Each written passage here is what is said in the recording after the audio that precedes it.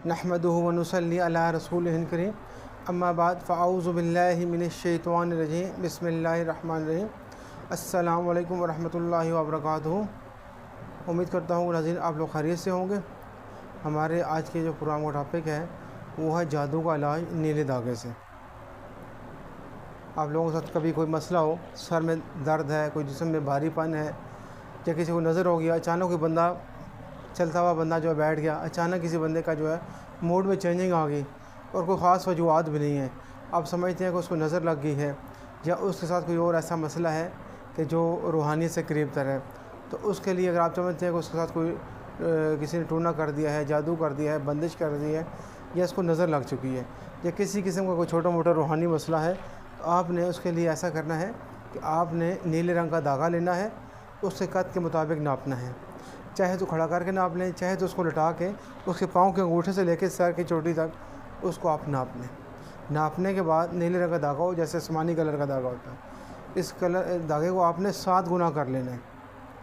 एक दफ़ा आपने नाप लिया, उसके आपने 7 तार बना लेने। 7 तार बनाने के बाद आपने उसको 3 तय लगा देनी है।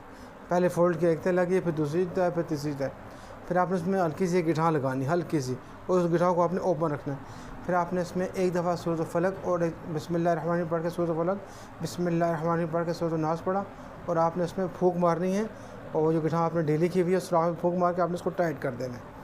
इसी तरीके से आपने उसके अंदर 11 गिठाएँ लगानी हैं। दोबारा अमल सुन लिया आपने। सबसे पहले जिसको भी नज़र लगी है, ये छोटी मोटी बंदिश या टूना टोका किसी के साथ कर दिया है, बंदे की अचानक से तबीयत ख़राब हो गई, तो आपने उसके कद के मुताबिक धागा नाप लेना है। नीले रंग का आसमानी नलकी धागा भी चल जाएगा।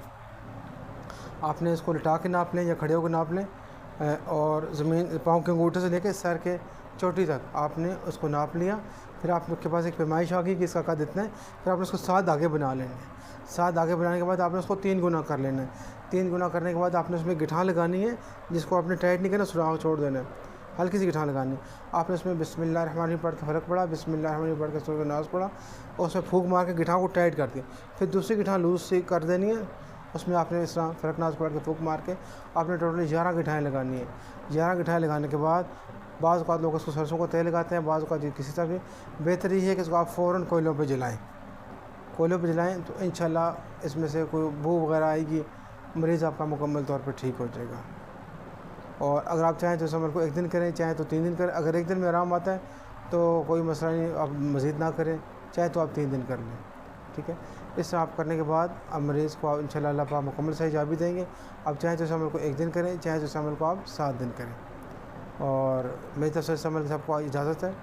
और स्पेशल जो लोग इसको प्रोफेशनल तौर पे इस्तेमाल करना चाहें, अपनी जान के अलावा किसी और पे दम करें, अपने बीवी बच्चों पे करें, मौलेदारों पे करें, किसी भी अपने अलावा किसी पे अगर दम करने का शौक़ रखते हैं, तो वो इस अमल की मुझसे इजाज़त लें कमेंट्स में, मैं इंशाल्लाह उसको इजाज़त दे दूँगा।